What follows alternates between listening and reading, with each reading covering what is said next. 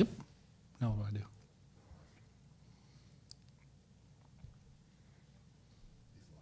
All right.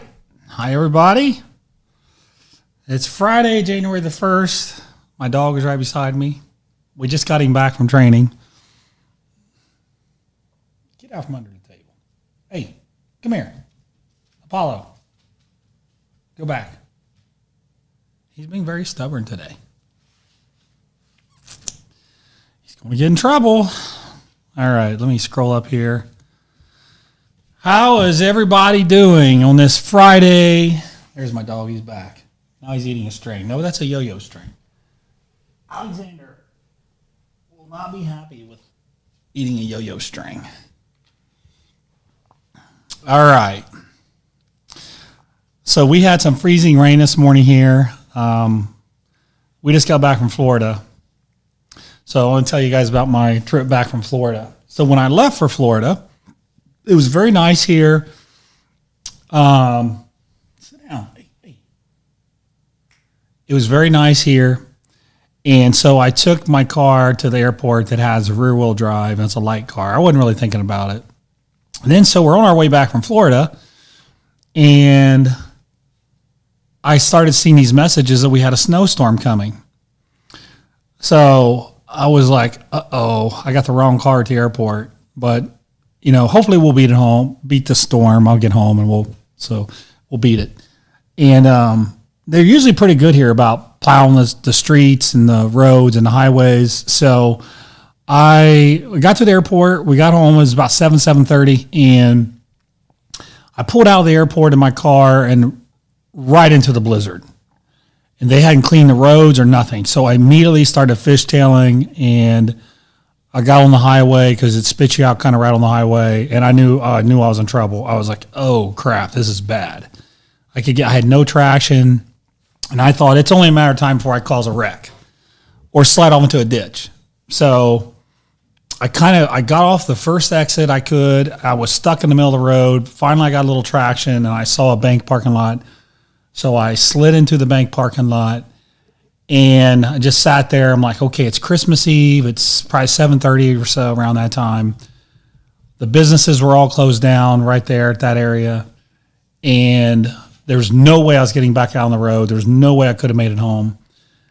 And so I called an Uber. I thought, well, you know, maybe there's a truck that'll come in, an Uber that can take us, and I'll just come back to my car tomorrow. Remember, I had my whole family with me. And no Ubers were around. So I was like, well, I mean, the only thing I can do is just call the police, right? So I called the police, and the police came, and I told them what happened, and I felt so bad that I had that car with me instead of our truck. And they were very nice. The guy said, I've already taken 6 people home tonight that got stranded, so no worries. We'd rather you call us than cause a wreck on the highway, which could be really bad. So they called a tow truck for me, and so part of us went home in the tow truck, part of us went home with the police, but they actually took us home. So we got home safe and sound. It was like 11:30 at night when we finally got home, and the roads were just destroyed. They were bad. I don't know what happened, but they didn't do anything to clear the roads here that night on Christmas Eve. And anyway, so I made it home. I was very, very happy about getting home. So,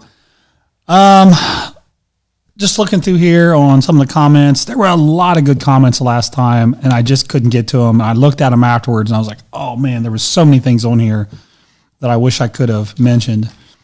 So, couple things.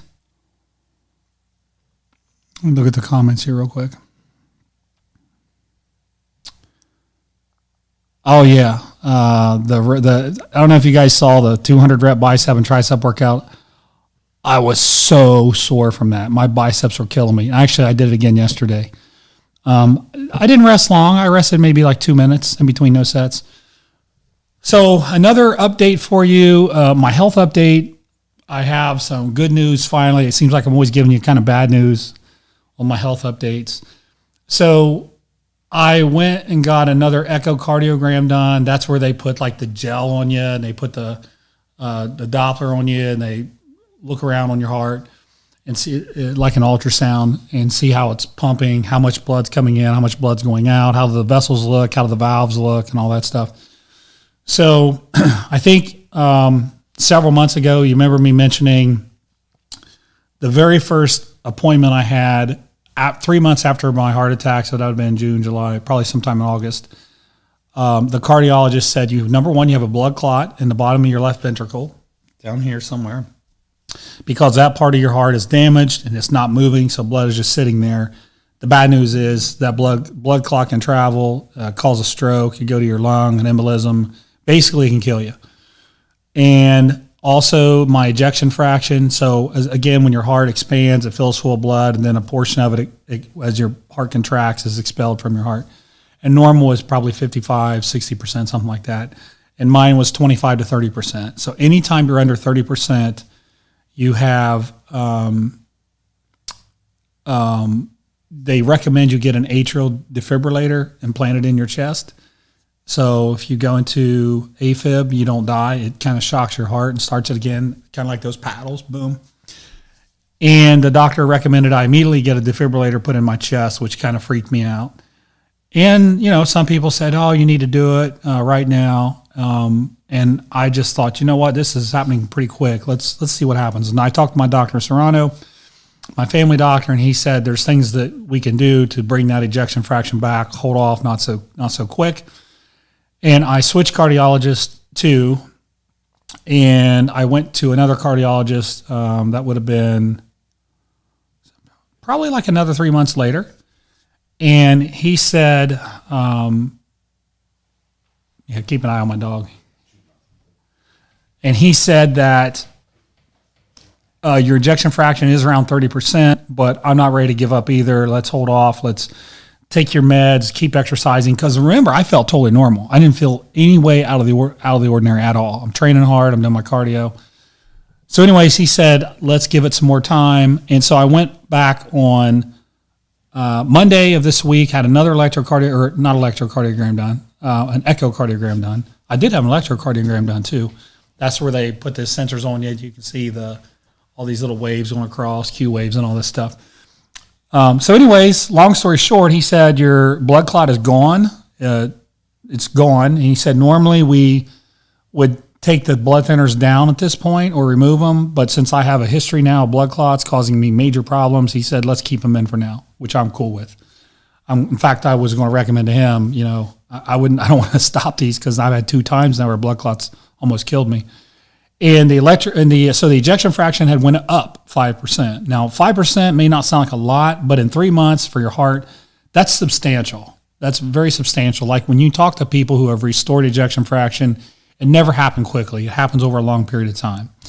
So he said, now, your ejection fraction is going up. Your heart's doing great. You're doing great. So I'll see you in 6 months. So hopefully in 6 months, we've climbed up into the 40s and hopefully eventually it gets back up to normal. So that was very good news.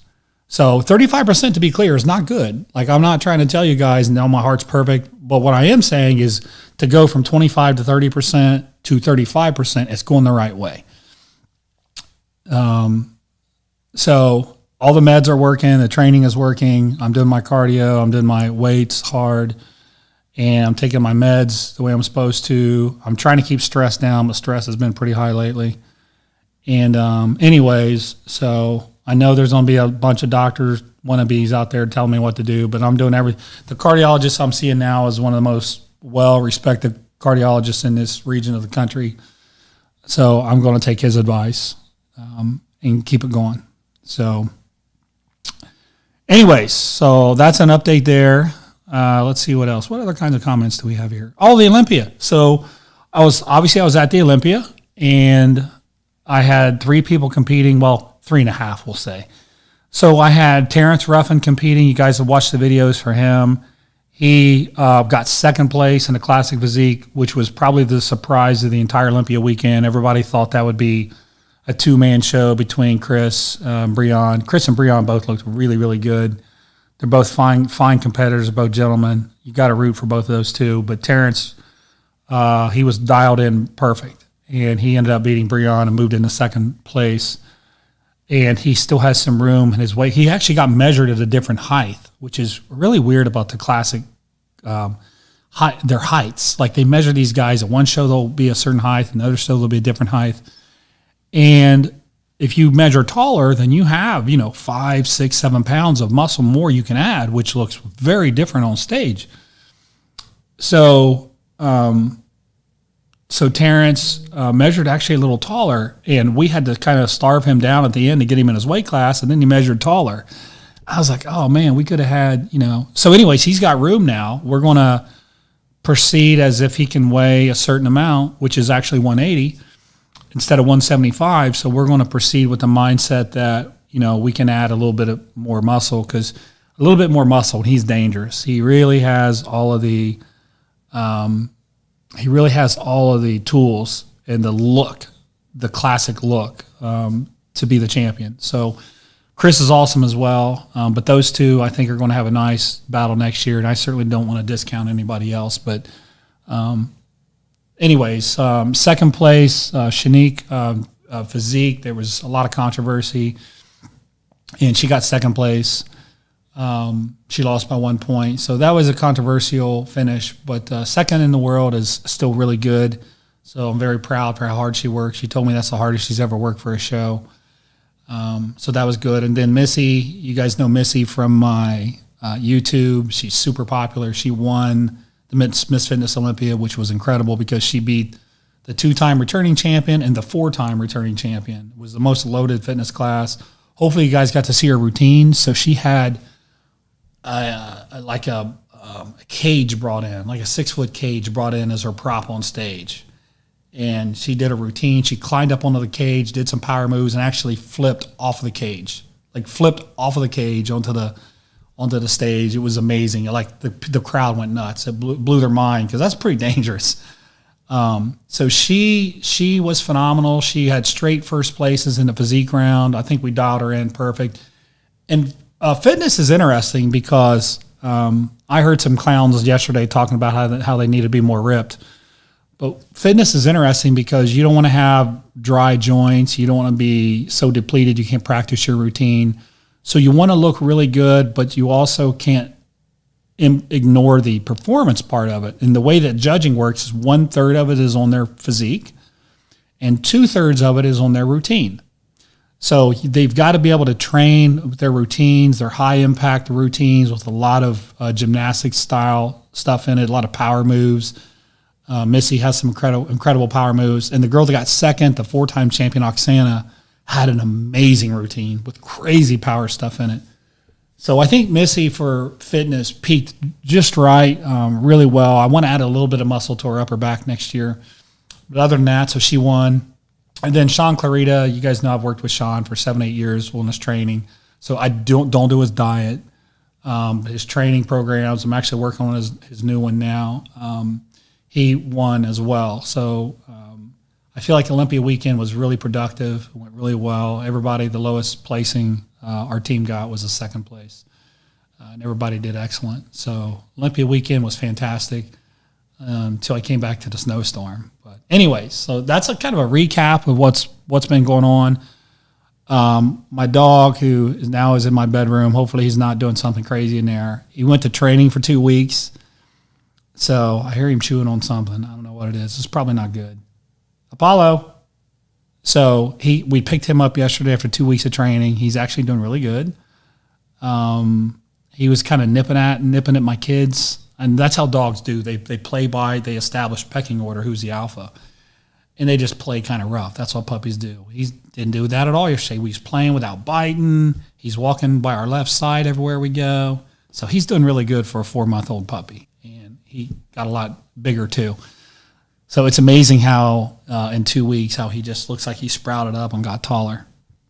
Okay, so let me go through some comments in here. I see them flying in. And children training. Here's a good question from Ryan Howard. I assume you're not the pro baseball player, Ryan Howard, but I bet people tease you about that all the time. My daughter is 8 and is showing a lot of interest in lifting. What are your thoughts on children training? I really don't have a problem with children training as long as it's just to teach them form. But I think in terms of training, just kids that age, it's just moving their body weight. So if you want to teach them push-ups and sit-ups, how to jump correctly, how to land correctly, landing correctly is actually really important. And that's actually a skill that's I'd probably work on that when she gets older. But for right now, I don't see any issues with just, doing some body weight exercises, keeping good posture, things like that. There's no risk with that at all, right? I mean, I know people talk about the premature closure of epiphyseal growth plates, the end of your bones and stunning growth and all that. That's all a myth. But I wouldn't take a kid and load them up and make them do max weight and things like that. I don't think that's a good idea or needed. Okay. Okay, let's see what we got here. Obedience school for your dog. Yes, 2 weeks worth. Yeah, see what he's chewing on. Yohimbine fasted cardio. Yeah, it works. I just hate Yohimbine. I hate the way it makes me feel. I hate the way it makes my heart pound. But, I mean, it does work some. John, what's one surprising piece of equipment you'd recommend for a home gym? For a home gym, a surprising piece of equipment. Probably a reverse hyper. You can get one that's not gigantic. I love reverse hypers. I think that you can train not just your glutes, you can train your lower back. There's a way you can train even your hamstrings with them. I think a decent reverse hyper is really cool.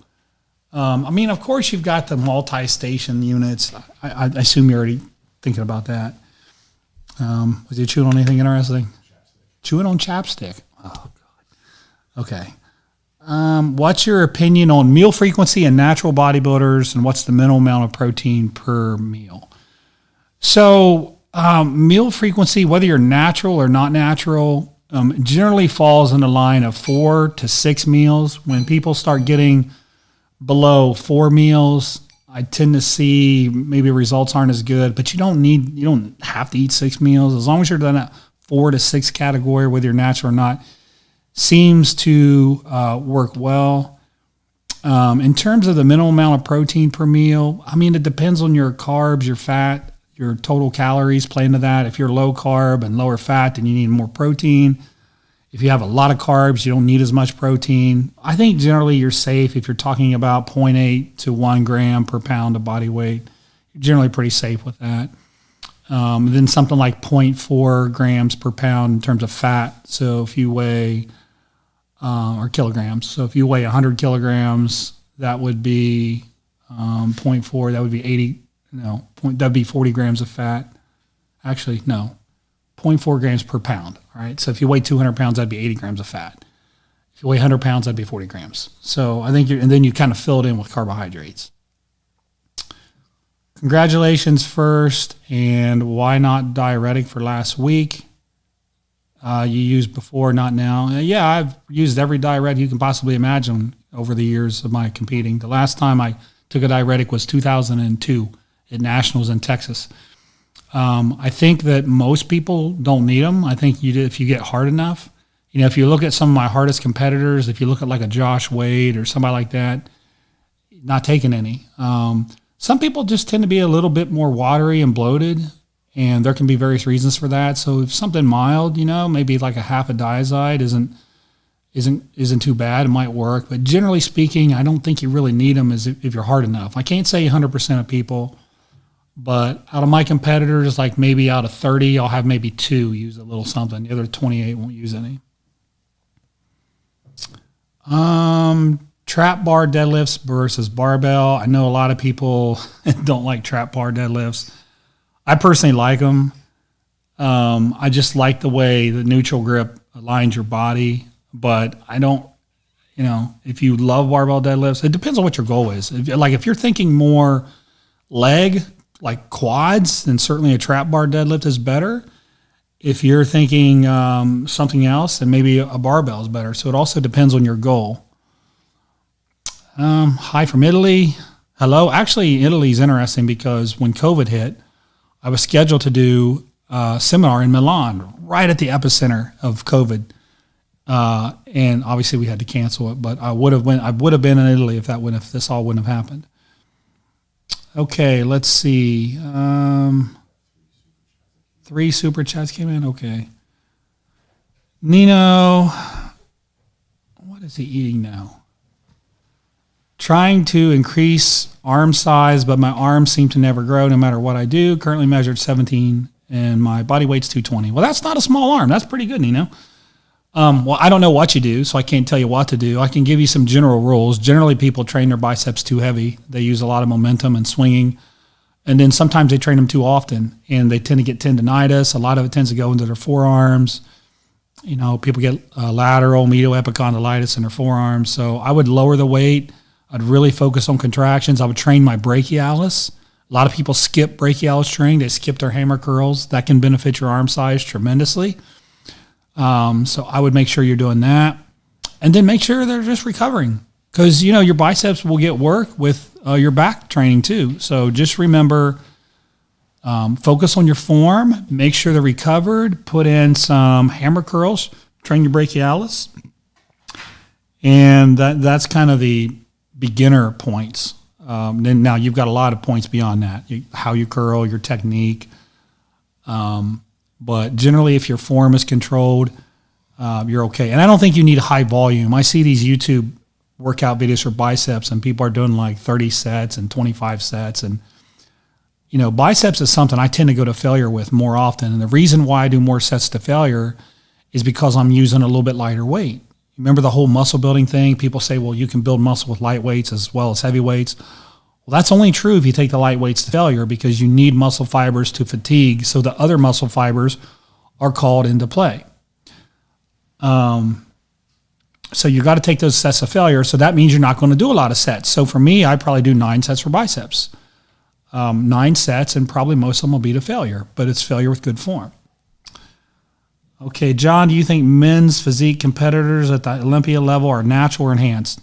They're 99% enhanced. There might be 1 or 2 that's not, but generally speaking, at the Olympia level, the best in the world, they're doing something. I would bet a lot of money on that. Okay, I see one here. If your athlete takes a week off lifting to recuperate during a bulk, do you program a calorie surplus during that week? Is there still muscle gain? Long, no win. So that's a great question. That's a great question because it depends on how they train.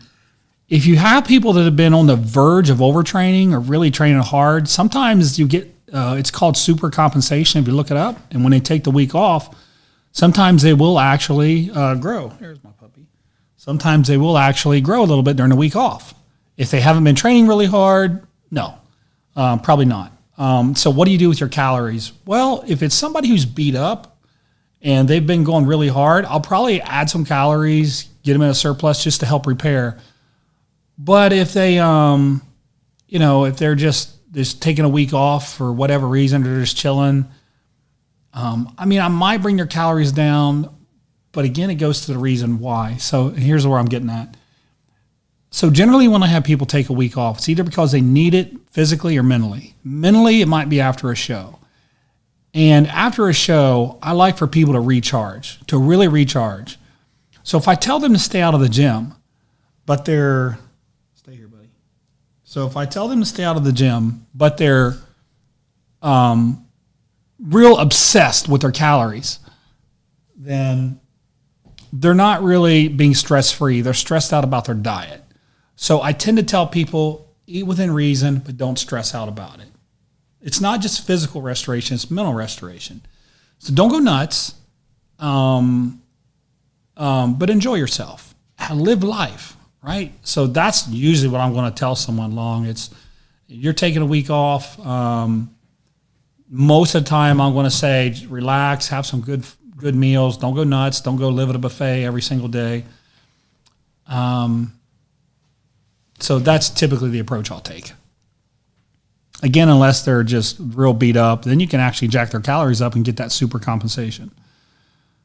John, have you ever worked with plant-based athletes? Yeah, of course I have. You can do it. You just have to really understand amino acids and, B12 and iron and things that you might be missing. You might have to supplement it. If you do those things, you can do okay. It is challenging though. It is hard.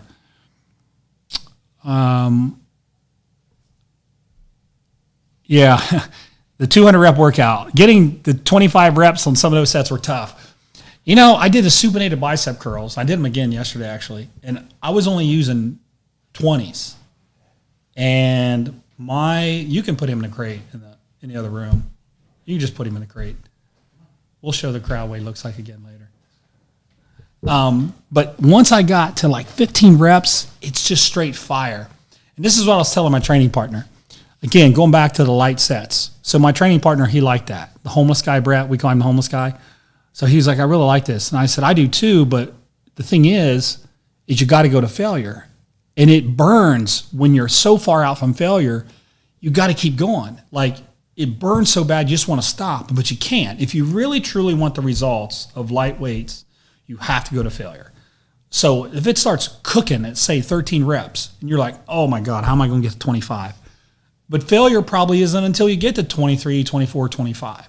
That's why I think, in general, if you just train for light weights altogether, thinking you're going to grow a lot, then you better have some insane pain tolerance. And this is what people who interpret studies, they just don't get it. Like, in the real world, taking a lightweight to failure is extremely painful because of the burn. And most people can't do that set after set after set all the time. They just can't do it. Think about doing that on legs, right? Think about a set where you fail at 25. It's probably burning at 15. Anyways, I'm going off on a little tangent here, but I just wanted to make a point about lightweight training and being realistic and things like that. Hey, John, have you thought about working with a 16-year-old natural? Was looking at your programs this morning. Most of the younger kids I work with do my athletic programs. I don't have weightlifting programs for 14, 15-year-olds. They're more of a combination of some basic weight stuff with some athletic stuff. So I like to teach kids how to move their bodies. I do some plyometrics. I like to teach them how to develop force quickly. That's probably one of the most successful things about being an athlete is you have to be able to generate force fast. And the kids that can do that are the ones that excel in youth sports. So I try to teach that.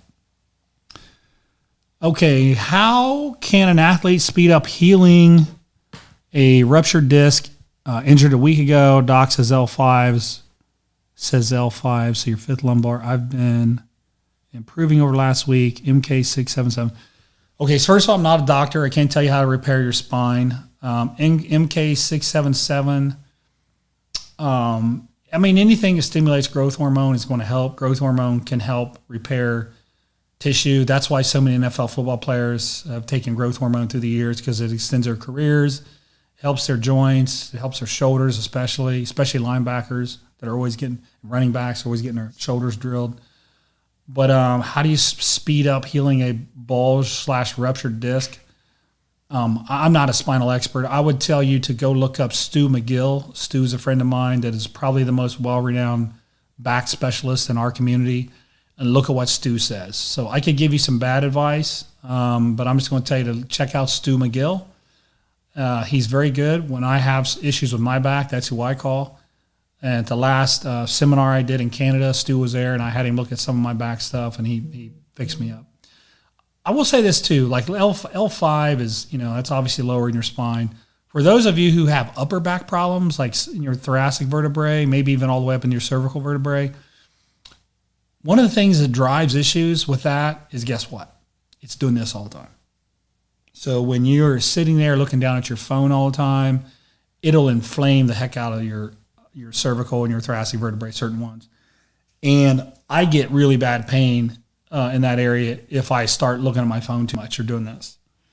So what I try to do when I'm working is I try to set my laptop up a little bit higher so my posture is better. And then even throughout the day, even like when I'm in church, like we went to church yesterday, instead of sitting like this, I try to like keep my posture better. When I'm doing that, I have no issues. But like sometimes I just get real busy and all I'm doing is looking at my phone, and sure enough, it starts firing my spine up. So that's just a little tip. As you're going through your days and you catch yourself, you keep looking down, it will catch up to you eventually. So try to keep good posture. If you're looking at your phone, try to keep your head back. Don't just sit there like that, all right? And actually, one of my friends is a chiropractor, and he told me that cell phones are going to keep him in business the rest of his life because so many people come in with pain right there from their cell phones.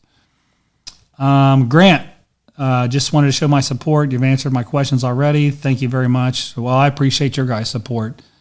I'm trying to figure out, this is the first day of the new year, I'm trying to figure out what I want to do this year with my life. And I've got some interesting stuff coming up with football and coaching that I'm working on right now. So that's going to be a big part of my life. I've got some Olympian athletes that I'm coaching that I think can do really well next year. That's going to be a part of my life.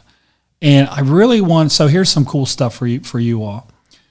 So ever since COVID hit, my channel, this YouTube channel, has taken a little bit of a hit. It hasn't went down. It's just the growth that we had. At one point, we were getting 1,000 new subscribers a day, which really kind of leveled off. And it's still growing, but now it's growing at a snail's pace, which is fine because that means we're growing our business with legit stuff. Like, I'm not just calling people out, and I hate that model. Like, I could sit on here and I could say, Jay Cutler didn't know how to train, and I would get 1 million views on a video if I did that. It's bullcrap, though. Jay Cutler knew how to train, and that's not how I want to build my channel. If I'm only getting 30,000 views on a video, but it's informative and it's helping people, I would rather do that than just get videos out of controversy. That's just how I run my channel. I'm not saying everybody should do that. It's just how I run my channel. But anyway, so I've got Terrence Ruffin and Sean Clarita coming in to train together. I think we're going to have an awesome collaboration. And do me a favor, go out on Sean and Terrence's Instagram and just tell them you're looking forward to seeing them work together on our YouTube channel. I've got Missy coming back.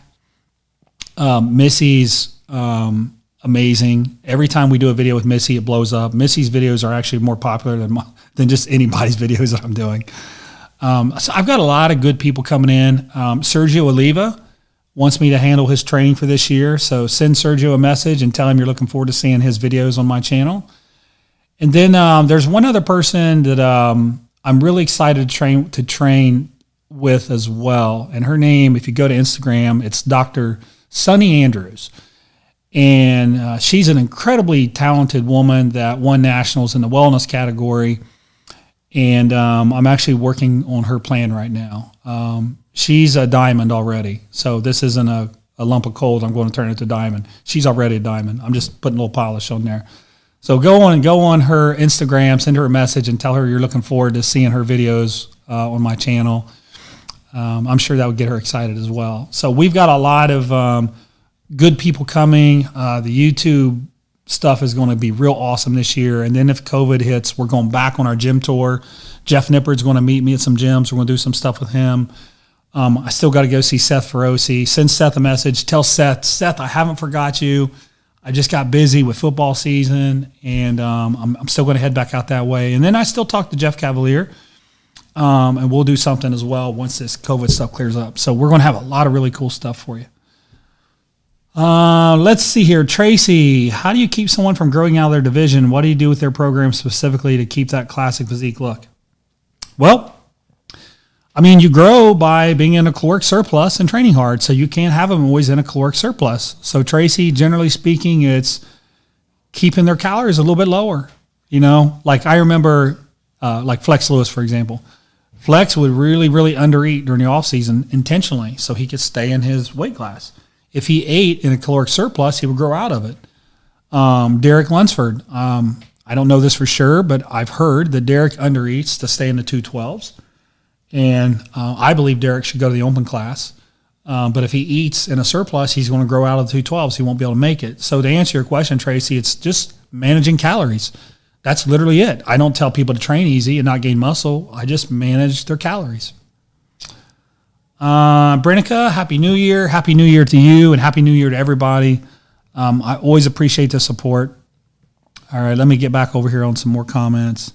What do you think about upper lower splits? Do they work? Yeah, of course they work. I use them more with beginner and intermediate athletes, more upper and lower. And then with the wellness girls I'm coaching, it's more upper, lower, and glute. So they'll have a lower day, an upper day, a glute day, rest. So they're getting extra glute work, sometimes a little extra quad and hand work. So that's generally how I use those setups. All right. What's your opinion? It's a good question. What's your opinion on downsizing the waist besides lowering body fat? Is it possible at all or just genetics? Well, depends on a couple things. Like, is it possible? Yes, because you might have visceral fat around your organs. And even though you have abs and look lean, you can still shrink your waist by losing visceral fat. So it is possible. Now, part of your waist is your pelvic girdle, so how wide your hips are. That, I'm sorry, you can't control it. I was blessed with really wide hips, so I can only get my waist so small. But and obviously if your waist is fat, then of course you can lose body fat and shrink your waist. So I think your question is more around if somebody's lean, if I'm interpreting your question right. And I would say it depends on visceral fat. Also, you could look at the muscular structure, like if your obliques are really thick, can you downsize your obliques? Maybe. And what you might want to do is wear a belt all the time so that those obliques aren't really straining to keep your core tight. Let the belt do it. Let the obliques kind of detrain. That's another thing that I have done with people with mixed success. I'm not going to tell you it's a miracle solution. So, but it's something to think about. Okay. The Pale Man. What kind of show prep cycle would you place a low weight class bodybuilder on? Amateur. I've seen some crazy numbers in Ireland. Well, just in general, there's people doing crazy things all the time. My opinion has always been if you can't do a show with a little test and something to go with it, then you're probably out of luck. There's no reason why you should need 6 different drugs or 10 different drugs if you're an amateur. You know, obviously as you get to the professional level, people do more than that. But the best people that I know could win state titles on 1 or 2 chemicals and maybe some GH. Actually, a lot of people didn't use GH, and they got to a high level. So I think people just want it so fast. They're not willing to put the work in and take a little time. But usually the people that crank the chemicals really hard, they do this, but then they come down. Because you can only, if it was just a matter of the amount of chemicals you took, then we could all be pros. All we would have to do is all of us could just take tons of stuff and we'd all be pros. But number one, you can only grow so fast. And number two, your body can only handle so much. So, you know, one chemical, you know, if you can't get by on 750 mgs a week of total chemicals as an amateur, then, you know, you may want to consider switching sports. Now, as a pro, can you get by on that? You know, probably not. But you're talking amateurs, so. Let's see. Do you agree that skipping arm day can make the delts up here a bit bigger and more aesthetic? Well, if your arms are shrinking, then yeah, your delts would get bigger. I would rather if somebody's got really good arms and their delts are not good, then I would tell them to ease up on their arms and crank on their delts. But if somebody doesn't have good arms and they're trying to shrink their arms even more to make their delts look good, I think that's a bad approach. I'd rather you build your arms and your delts. Let's see here. I'm 6 foot tall, 252 pounds, 30% body fat. Where should I start? I'm trying to cut. Well, first of all, you got to get on a repeatable diet. So how do you know if you don't know how many calories you're eating, then I can't really give you any advice. You got to know how many calories you're eating, because then it's highly likely you're probably going to have to pull your calories down some, probably about 15%. So figure out what your calorie intake is, pull it down 15%, and see what happens. I'm pretty sure you're going to lose weight if you do that. Okay. Creatine HCl versus monohydrate. Just old creatine monohydrate is just as good as any of these other creatines. It's a very studied subject. I'm not one to believe any study I see, but that one, the science is definitely there to show that just good old creatine monohydrate is just as good as the other versions of creatine. So save your money and buy the monohydrate. Let's see. Finishing up Colossus this week. I love that program. Did Gauntlet before it, so you went from a higher volume program to a lower one. Next suggestion. Happy New Year's. Yes, so I go from Colossus to Odin Force. Somebody said yesterday to me, why do I never promote my programs on YouTube? Because I have probably almost 25 or 30 programs on my website. I don't know. I just never really think about it. But if you're looking for a good training program, go to my website, and you'll see a ton of them. And I have this program chart that outlines kind of what each program is designed for. You know, people a lot of times will say, well, I want it designed just for me. Well, I've got them designed for just about every situation you can imagine, provided you have equipment. I don't have programs. If you don't have any equipment, I don't have any like body weight stuff. How did you get into coaching? That's a great question. So, Tony, I started coaching when I was in college, really. Went to a school called Wilmington College for 3 years, and I was already competing. And I actually won the Teenage Mr. Cincinnati, which at the time was the toughest show in Ohio for teenagers. And, I looked the part, so people assumed I knew what I was doing. And I mean, for a 19-year-old, I did pretty good for a 19-year-old. So I started coaching people in college. Orals pre-workout, I just don't get the hype. It's not like you're taking an amphetamine or something. If you want to do it, fine, but there's no real benefit to it. Let's see. What's your opinion on bacon? Now, that is a good question, and I have very mixed feelings about that. So pigs are incredibly intelligent animals, and I found that when I eat bacon, sometimes I feel very guilty because I know how smart pigs are, and I love animals. So I would be, what's the word I'm looking for? If I told you I never ate bacon, I'd be lying to you. I'd be misleading you, but I don't eat it very often. If I do, I feel bad about it, but sometimes I just do. But I probably only eat bacon like a couple times a year. So anyways, it tastes good, but man, I just feel so guilty after I eat it. I feel like, man, I'm eating a very intelligent creature that God created. So anyways, that's what I think about bacon. What's your favorite cardio to burn a lot of calories? I actually like running with a sled, but here's the problem. That's how I hurt my Achilles tendon. So right now I'm just using the assault bike. The assault bike is extremely hard. So what I've been doing is I try to get it to 30 miles an hour. I try to hold it for 15 seconds, and then I cruise for 45 seconds. And I do usually about 10 cycles of that. So it's 10 minutes. The most I've ever done is 12 minutes. And after that, like my throat's burning, kind of like I've been running. So that's generally what I do. Okay, I'm 6'2", 240, 19 years old. Man, you're a big kid.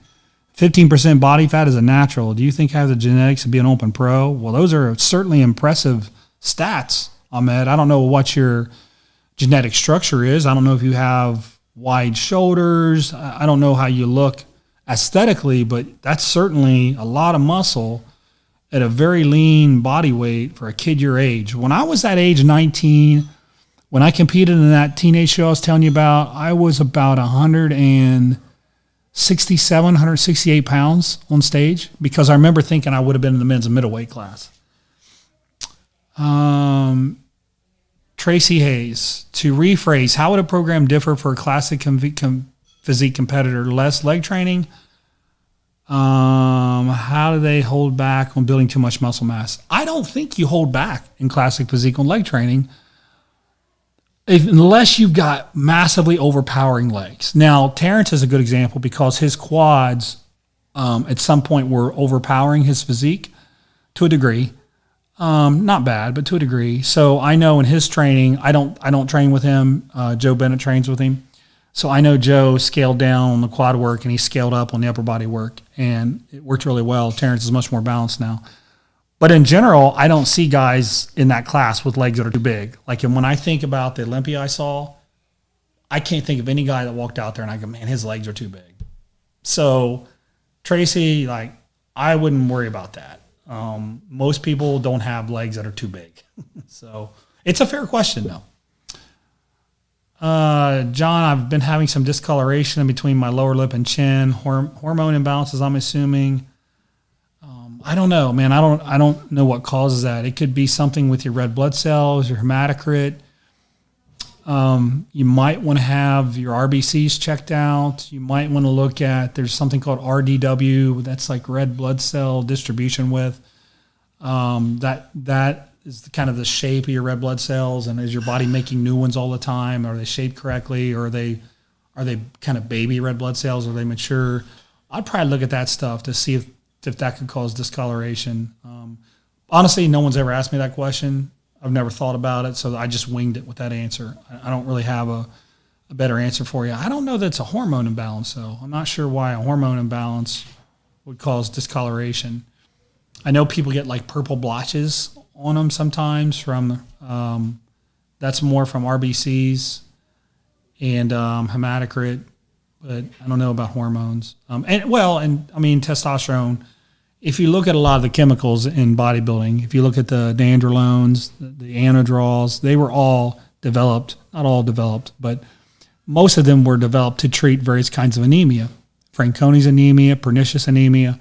So if you look at these different kinds of anemia, they have low red blood cell counts. So a lot of those chemicals are made to drive up anadrol, burn victims. A lot of that stuff is to drive up red blood cells. So that is that discoloration of your skin can be caused from that. Now, sometimes it's just genetics. Some people just have, my red blood cells are totally normal, and I get reddish discoloration all the time, as you guys know, because everybody's always making fun of me about it. So some of it's genetic, some of it can be due to chemicals, some of it can be due to blood pressure, but it wouldn't be specialized in that one area, I would think. Let's see. Happy New Year. Best upper chest exercise for someone who can't stimulate fibers. I was doing guillotine presses but found too much pressure on my shoulders. I've been telling people for many years, be really careful with the guillotine press. Your shoulders do not like to do this. All right? I would not recommend that exercise. People keep doing them. I'd rather see you do a dumbbell press with the proper elbow angle. So you get your rib cage high, and instead of pressing like this, drop your elbows down and almost down a little bit and come up through the press like this. Look at this. Look at the video I just did with Sergio Oliva, and look at how we did our dumbbell presses. That's what I mean. Achilles tendinitis tips. Man, it's a frustrating injury. I've been dealing with mine. My Achilles tendon, that area, got black and blue 3 or 4 weeks after I injured it. Right? Makes no sense. So the problem was I was trying to do that calf program. I couldn't train my calves. So, and again, I was running with a sled. That's how I hurt it. That's how I jammed it up. But anyways, so tips, you got to be careful. You got to let it rest. Every time I tried to push it, it just kept it, just the pain didn't go away. I took a bunch of BPC 157, didn't really help it. It got the best it's been when I went to Florida. And the reason why is because I didn't train my calves at all in Florida. I stayed active, though. I kept walking, moving around a lot, but I didn't stretch. I didn't load that area. So I think you just got to rest it. Do you think Brandon Curry will ever be able to improve his legs significantly, or maybe he just hit his genetic peak? That's a good question, and I think his legs did improve this year. I don't even necessarily think it's the size. I just think it's the separation. And it was better this year. I think that he can improve it. I don't know that he's ever going to have the separation that like a Hottie does, though. Like Hottie's leg separation, particularly at the finals of the Olympia, was insane. He looked amazing. So I think Brandon can improve it to a degree, but he was not fat. He was lean. So some of it's just genetic. But, look at like Akeem. Akeem Williams got 6th place. Akeem's nemesis has always been that thick skin too. And he just has had to work hard for year after year after year. And then finally this year it looked better. So I think Brandon can definitely get better. We'll see what happens. And by the way, at some point I'm going to post about this. I've heard people for years talk about how, well, you have to be cocky to be a Mr. Olympia or to be Michael Jordan or whatever. So what if you treat people bad? So what if you're cocky? That's just part of the game. Look at who the top 2 bodybuilders in the world are now. Rami and Brandon Curry. Not an ounce of arrogance. Family men. Boom. The 2 best bodybuilders in the world have 0 arrogance, 0 cockiness. They're family guys. So all the people who've been talking this nonsense about, well, you're a jerk because you have to be, that's part of being the best. No, it's not. I know Big Ramy and I know Brandon, and I've never heard either one of those guys say anything remotely cocky or just start going crazy with foul language and going nuts. So I'm very, very happy that the top 2 bodybuilders in the world are great representations of the sport. I couldn't be happier. And on all the podcasts, I said, I hope these two end up being the top two. And here's what's going to happen next year when Flex comes back. I think Flex is in that conversation with Hottie too. I think it's Brandon and Rami and Flex will be the top three next year, maybe Hottie. You can't count Hottie out, especially the Hottie that showed up at the finals, because he was the second best guy at the finals. He was amazing. So those are probably your top four next year. But Flex, another awesome guy. So I'd love nothing more than to see the top three then become kind of the gentleman of the sport. At some point, I'll put a post out there about that. Let's see here. Should I go from a 3.0 program to another 3.0 or go to a 1.0 or a 2.0? So that is referring to my programs on my website. The 1.0 ones are kind of old school, old bodybuilder, meathead splits. And then the 3.0 ones have a little more frequency. 2.0 ones, a little bit more frequency. I think the 2.0 ones would be a good place to go. Let's see here. John, what types of things just set you off? I love that question. Well, let's see. So first of all, I get insulted every day on Instagram, on YouTube. There's always people that are, I had a guy on Christmas night on my Instagram that was yelling at me because I support Shanique. He was yelling at me. He was calling me names, said he didn't care if I died on Christmas night. Can you imagine having a life so bad that on Christmas night you're on Instagram telling people you hope they die? It doesn't really set me off, though. The only thing that sets me off is if somebody attacks my family.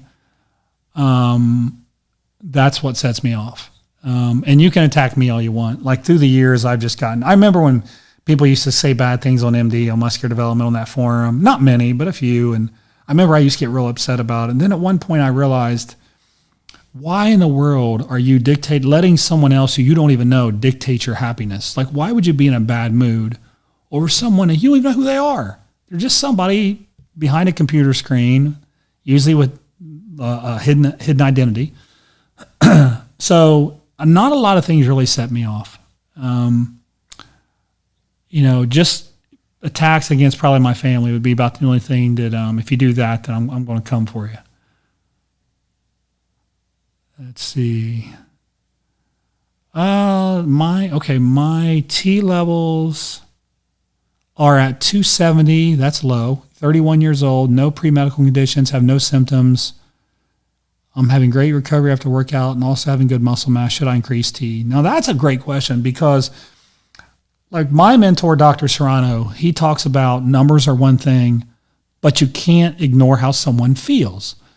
So let's say someone has decent numbers, but they feel terrible. Eric will usually be inclined to do some kind of treatment in a situation like that.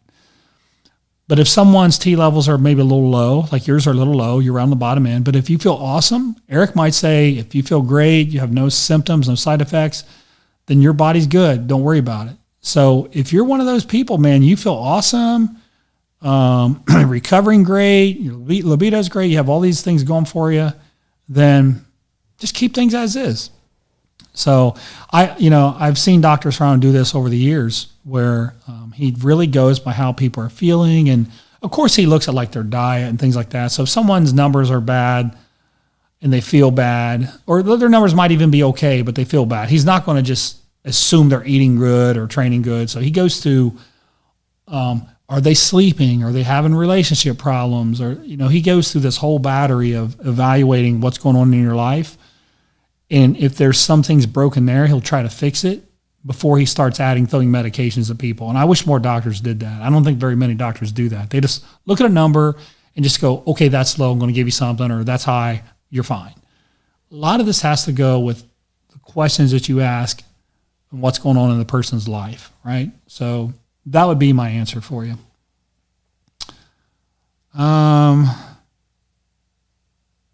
A great athlete you should work with is Ben Pollack. I actually did work with Ben when he did his classic show.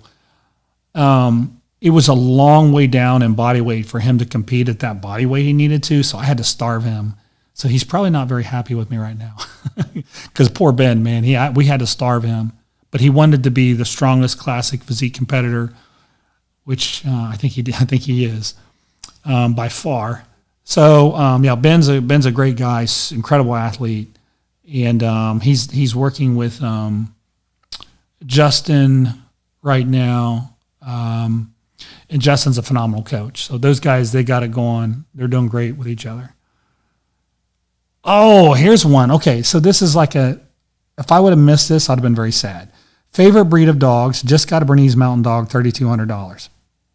My favorite is Bernese Mountain Dogs. I love American Bullies, and that's why I have one now. I wanted to get both, but Bernese Mountain Dogs right now in this area, you cannot find a good one. They all have a year to a year and a half waiting list. I did find puppies that were available, but it looked to me like they were from puppy mills, and I will not support a puppy mill. The American Bully I got, if you guys want to see where I got him from, go to Bossy Kennels _AZ on Instagram. You'll see that he wasn't cheap, but Bossy Kennels is where I got my American Bully from, and he's phenomenal. In fact, when I got him back from the trainer yesterday, the trainer said, man, the breeder was really good. He's got a great temperament. He's a great dog. So, but $3,200 for a Bernese Mountain Dog from a good breeder, that's normal. I would say that's normal. I think I paid for my first one, I want to say $2,500, and this was years ago. I think my second one was maybe $3,000, but Atlas, that I would have bought him 16 years ago because he died when he was around 13, and it's been 3 years. So $3,200 is not bad at all.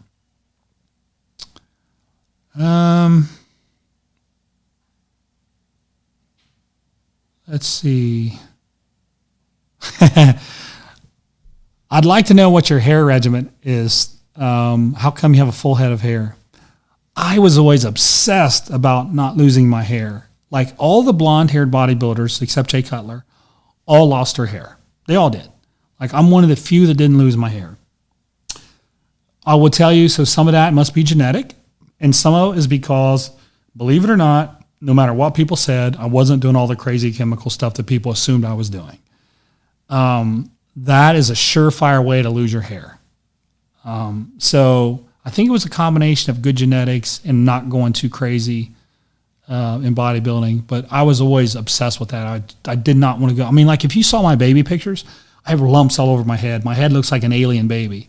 So I'm thinking if I have to shave my head, and like if you see all the lumps in my head and how goofy my head is shaped, oh my God, it's going to be bad. It'd be really bad. So luckily I didn't lose my hair, and it doesn't appear to be going anywhere.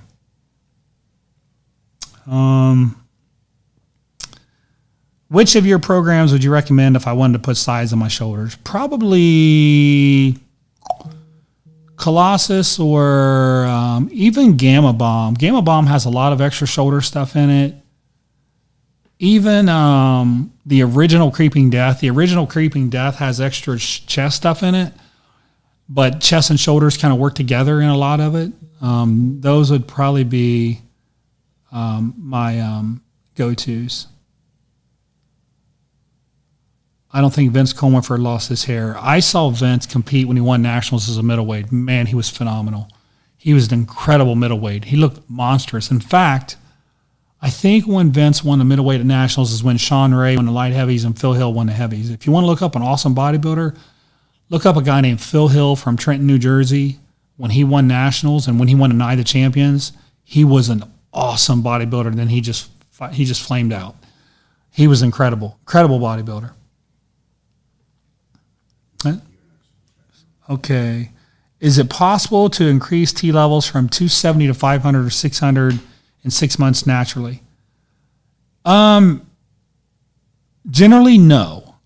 Unless you're doing a lot of dumb stuff now, unless you're eating no fat, you're starving yourself, then maybe it's possible. But if you're already eating good and you're training reasonably well, you're probably not going to be able to double it naturally. You can get some bumps in it.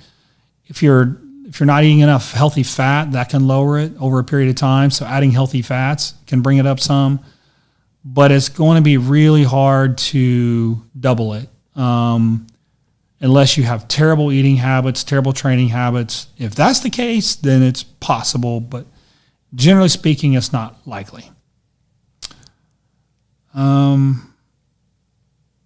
John, have you ever thought about working out with Larry Wheels? Larry and I actually worked out together. If you remember the powerlifting meet where he tore his quad, so this was amazing. So I was out in California at Gold's, and Larry and I trained together. So Larry had just torn his quad. I was like, "Are you sure you want to train?" He's like, "Yeah, my quad's torn, but I'm going to go light."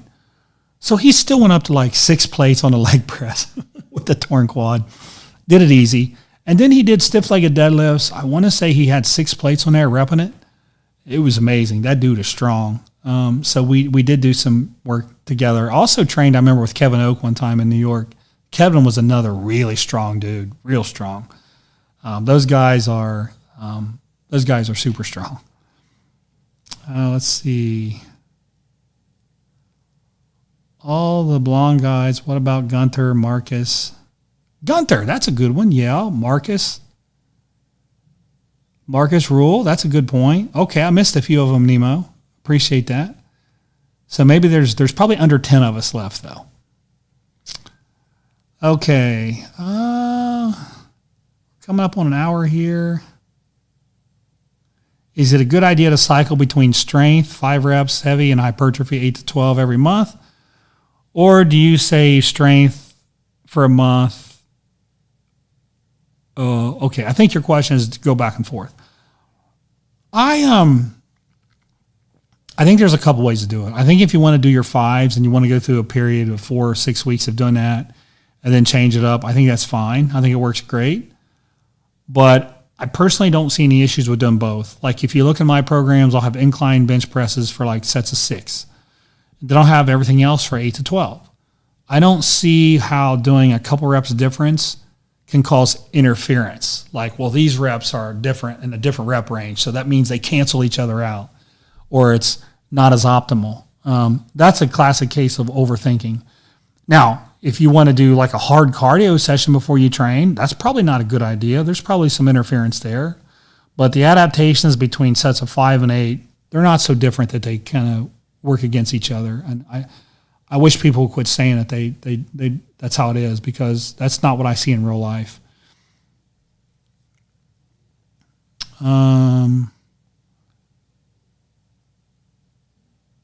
Let's see here. How's Dave Tate doing these days? Okay, so Dave and I have talked about doing a lot more this year, and we've talked about doing a co-training program together, a power builder program. In fact, he's already sent me his thoughts on it, and I just have to build it. So you may be seeing that in the next 2 months. All right, what else we got here? Vancouver anytime soon? So I will probably go to Toronto next year and maybe Vancouver to promote Granite supplements. By the way, for those of you who want to purchase Granite supplements in Canada, they're there. It's just been kind of weird on where to find them. I do finally have the website now. And what I'll do is when I get off of this live, I'll get on my phone and I'll send you guys, I'll do an Instagram story, and I'll tell you, for those of you in Canada, how you can get Granite supplements, because there's a website you can order them off of and people just don't know it. We're trying to really build a brand in Canada right now. If we can continue to build it, then we'll launch the rest of the products there, but we want to just see what, what's going on. And then people ask me about Europe all the time. We had a distributor in Europe before COVID, and then COVID hit, and they haven't been able to help us since then. So I'm hoping that'll turn around too. I get questions every day from people in Europe. Let me do a couple more here. Oh, super chat. I'm 255 with a high BMI. Well, welcome to the BMI club. I think mine's like 34. Am I able to run a caloric deficit yet build muscle, and would progressive overload be of benefit? Well, the high BMI doesn't necessarily mean anything to me, because you could just be lean and you have a lot of muscle, or maybe you don't have a lot of muscle and it's a lot of fat. If that's the case, if you're more on the fat side, then you could run in a deficit and you probably can build muscle. If you're already really lean and muscular, and that's why your BMI is high, then it's harder to build muscle in a deficit. So the more you are, the way I look at it, it's kind of the more you are to your genetic peak, the higher it is to build muscle in a deficit, but the further are you away further away you are from your potential, then the easier it is to build muscle in a deficit. So it is possible to build muscle in a deficit. It just becomes harder depending on what level you're at. Do quads require more sets for hypertrophy compared to other body parts? What's your advice for someone who is mostly concerned about growing quads? I don't think they require more sets, but I think they require hard sets. And the problem is they get really sore. And a lot of times people don't want to get their legs that sore. That's why I'm so big on intra-workout nutrition, because it helps fight off that soreness so you can train more frequently. I don't really think they need that many more sets. I just think they need hard sets. I think if you cruise through leg training, I just don't think, I mean, your legs are tough. You're always walking around on them, whereas your chest just kind of sits there. So you can probably get away with a little bit less intense work on your chest, for example, or your back. But I do think the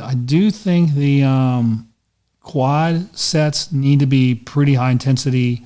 And I love throwing in, cluster sets, drop sets. I love doing all that stuff for legs. You don't need a ton of it. 2 or 3 of those in a workout is plenty.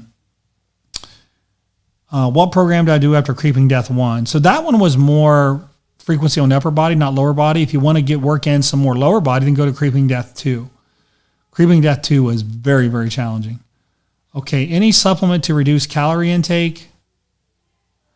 Well, I think that's more of a food choice, but if you wanted to take fiber supplements, you might feel more full. So a little bit more satiety would mean you probably won't want to eat as often. There's probably other supplements maybe make you not as hungry. I mean, caffeine, drink coffee, and you won't get as hungry. But, in terms of reducing caloric intake, diet sodas are good. It's not a supplement. But anything that's carbonated or mineral water, things like that, those can really help. Makes you feel full so you don't eat as much. And by the way, my favorite go-to when I was dieting was always the Diet Orange Sunkist. Diet Orange Sunkist was, what else did I do when I was dieting to stay full? Do you remember? I'm talking to my wife now. You can say hi if you want. So what else did I do? You got to look right there into the camera. Hello. What else did I do when I was dieting to keep my appetite under control? Diet sodas. Remember anything else? Wow, it's been a while. It has been a while since I competed. I don't know. I remember you used to, like if you were craving sweets, you used to put sweetener on your steak and rice and stuff. Well, that's right. So if you're craving sweets, then I would always put, it was equal, wasn't it? Mm-hmm. I put it on my rice, my steak, everything. You'd have this like glaze over it. Mm-hmm. It was really good. I thought it'd be nasty, but it really is good. Yeah, it actually really is good. Let's see. Love the videos. What are your thoughts on a 4-day upper-lower split where each body part is directly twice, but I do one extra exercise for the main muscle group? I love it. That makes total sense to me. So you've got an upper-lower, and everything gets hit twice. And then you've got one exercise for the main group that you go a little harder on. I think that's great. I think that's fantastic. That's actually pretty sure that's how I built Warlock, the intermediate program I have. Lucas, where do you always get all these amazing T-shirts from? I would love to buy some myself, but I can't find any good stores.